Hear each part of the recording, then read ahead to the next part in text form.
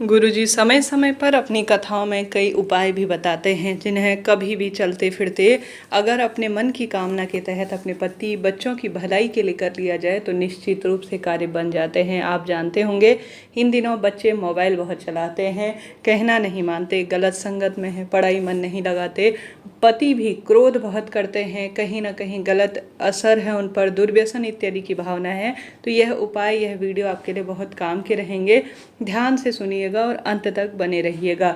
जो पहला वाला उपाय बताने जा रही हूँ वह प्रतियोगी परीक्षा के लिए बच्चों ने इन दिनों ही अपनी कथा में बताया होगा। आप में से कई भक्तजनों ने इसे सुना होगा। गुरुजी कहते हैं यह प्रतियोगी परीक्षा में उन्नति के लिए उपाय है। बच्चों की एकाग्र चित्तता, कहीं ध्यान भंग ना हो, वह आपका कहना माने और हमेशा ही प्रतियोगी परीक्षा ट्रांसफर की उनकी समस्या है उसका निदान हो, इसके लिए आपको करना है।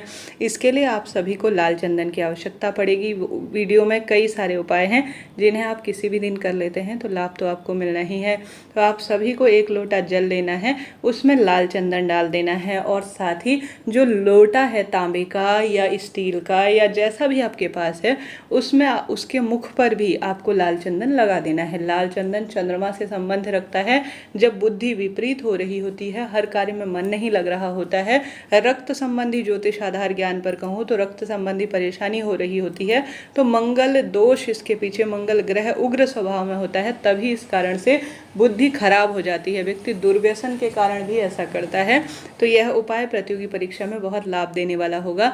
लाल चंदन अमेजॉन, मीशो इत्यादि में मिल जाता है या किसी भी पूजा पाठ की दुकान में ओरिजिनल चंदन लेकर आइए, जल के लोटे में उसे डालिए कभी भी किसी भी दिन, और जो लोटा है उसके मुख पर भी थोड़ा सा लगा दीजिए। निरंतर श्री शिवाय नमस्तुभ्यं मंत्र का जाप कर कर जो बच्चा पढ़ाई कर रहा है, घर के मंदिर में शिवलिंग है तो वहाँ करें, महादेव के मंदिर में करते हैं तो वहाँ करें। सबसे पहले एक दीपक लगाएं, जो लोटा आप जल का ले गए हैं उसमें अच्छी तरह से थोड़ा लाल चंदन डालें और इसे शिवलिंग पर हमेशा पूर्व दिशा की ओर मुख होना चाहिए, क्योंकि सूरज देवता वहीं से उदित होते हैं और पूर्व दिशा की ओर शिवलिंग पर जल चढ़ाने का अपना एक प्रताप है, एक सुख है। सूर्य ग्रह भी इससे बलवान होते हैं। तो आपको शिवलिंग पर लाल चंदन मिला हुआ जल जो है पुरुष मृगा ऋषि, किसका नाम लेना है? पुरुष मृगा ऋषि का नाम लेकर, मृग की भांति जिसकी जो है एकाग्र चित्तता होती है तो उसे हर कार्य में उन्नति मिलती है।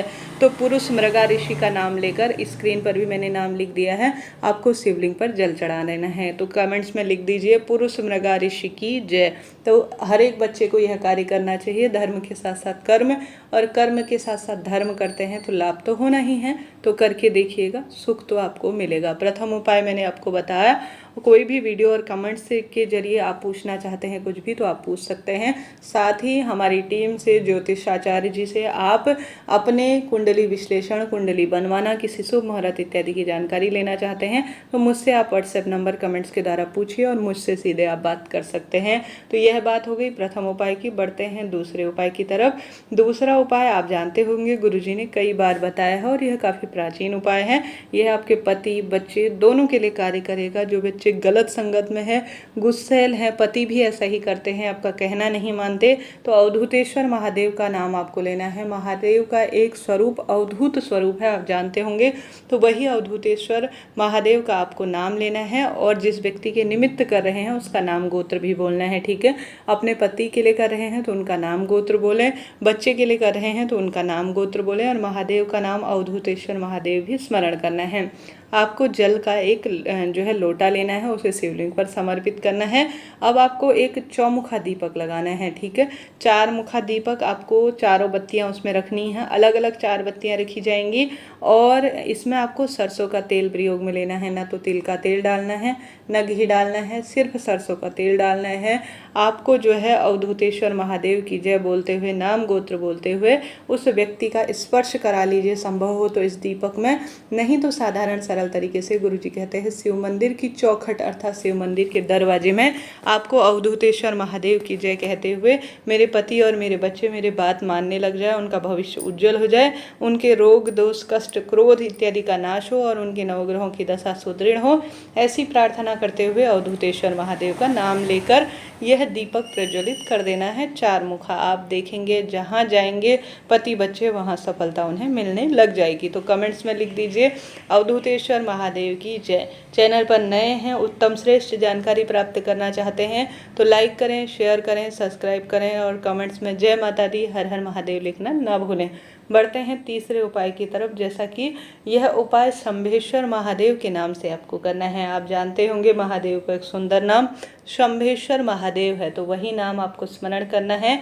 आपको छोटा सा एक रुमाल के बराबर लाल कपड़ा लेना है और उसमें रखने हैं 1 मुट्ठी के करीब चावल। गुरुजी कहते हैं चावल चंद्रमा से संबंध रखता है। अगर चंद्रमा की स्थिति कुंडली में कम अच्छी अवस्था में होती है, अर्थात मजबूत नहीं होती है, तो मति विपरीत होती है और रोग दोष सताते हैं व्यक्ति को, तो क्रोधी व्यक्ति के लिए यह उपाय बहुत कारगर है। मन विचलित रहता है उसके लिए कारगर है। जीवन में रोग शोक बढ़ रहे हैं उनके लिए श्रेष्ठ माना जाता है। तो एक छोटा सा रुमाल लेना है, उसमें 1 मुट्ठी आपको चावल रखने हैं, उस व्यक्ति का स्पर्श करा लेना है, उसका नाम गोत्र बोलकर किसी भी दिन, सोमवार, एकादशी, प्रदोष, शिवरात्रि, किसी भी दिन आपको शिव मंदिर में इसे रखकर छोड़कर आ जाना है। आप देखेंगे शंभेश्वर महादेव के स्मरण में शिव मंदिर में लाल पोटली में चावल के दाने चमत्कार करेंगे और जिस व्यक्ति के निमित्त आप कर रहे हैं उसको सुख मिलना शुरू हो जाएगा। 3 उपाय मैंने बताया। चौथा उपाय गुरुजी कहते हैं यह उपाय भी हनुमान जी के मंदिर में किया जाने वाला है। अवधूतेश्वर महादेव की जय कहते हुए आप सभी को 5 लौंग और 5 काली मिर्च लेनी है। ठीक है जी, 5 लौंग और 5 काली मिर्च अपने आप में सब सुख देने का कार्य करती है। रुमाल लेना है, 5 लौंग और 5 काली मिर्च रखनी है। एक किसी भी जो है चीज़ से उसे बांध देना है। कोई भी छोटा सा आप लाल टुकड़ा ले सकते हैं, मौली का ले सकते हैं। एक गोल बत्ती का सरसों का तेल का दीपक लेकर चले जाएं हनुमान जी के मंदिर में। मंगलवार शनिवार इस उपाय को करते हैं तो लाभ तो आपको होना ही है। हनुमान जी महाराज महादेव के ही 11वें रुद्रावतार हैं और इस कलयुग में चमत्कारी देवता हैं, बहुत सुख देने वाले देवता हैं। तो आपको जो है हनुमान जी के चरणों में सबसे पहले दीपक लगाना है।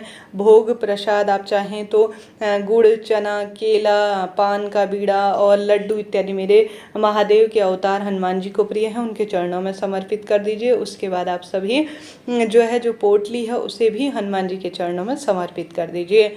उसके बाद आप सभी जो है हनुमान जी से प्रार्थना करें, अवधूतेश्वर महादेव का ध्यान करें, चाहे तो हनुमान चालीसा का पाठ करें। आप कहें कि हे अवधूतेश्वर महादेव, हे बालाजी महाराज, मेरे बच्चों के दुख काट दीजिए, रोग काट दीजिए, संकट कष्ट पीड़ा से मुक्ति दीजिए। ऐसी प्रार्थना करते हुए इस लौंग और काली मिर्च को अभिमंत्रित कर दीजिए। ऐसी प्रार्थना करते हुए वह पोटली घर उठा लाएं। अब हनुमान जी के चरणों से स्पर्श होकर मंदिर की बहुत सुंदर एनर्जी से यह अभिमंत्रित होकर आप घर लेकर किसी भी खाने में से अगर पति बच्चों को मिलाकर खिला देते हैं तो आपके पति बच्चे जैसा आप कहेंगे उस अनुसार वह कार्य करने लग जाएंगे। उनके रोग शोक कष्ट पीड़ा का निदान होगा और परिवार में उनके अर्थात उनकी बुद्धि सही हो जाएगी। वह आपके कहे अनुसार कार्य करेंगे और जीवन में उनकी जो दुविधा चल रही है, जो पीड़ा चल रही है, सभी तरह से उसका निदान हो जाएगा। कैसा लगा उपाय वीडियो बताइएगा ज़रूर। चैनल वीडियोस और मेरे द्वारा दी गई जानकारी उपयुक्त रहती हैं तो मुझे सपोर्ट करें, सब्सक्राइब करें, लाइक करें, शेयर करें, सब्सक्राइब करें। जय माता दी।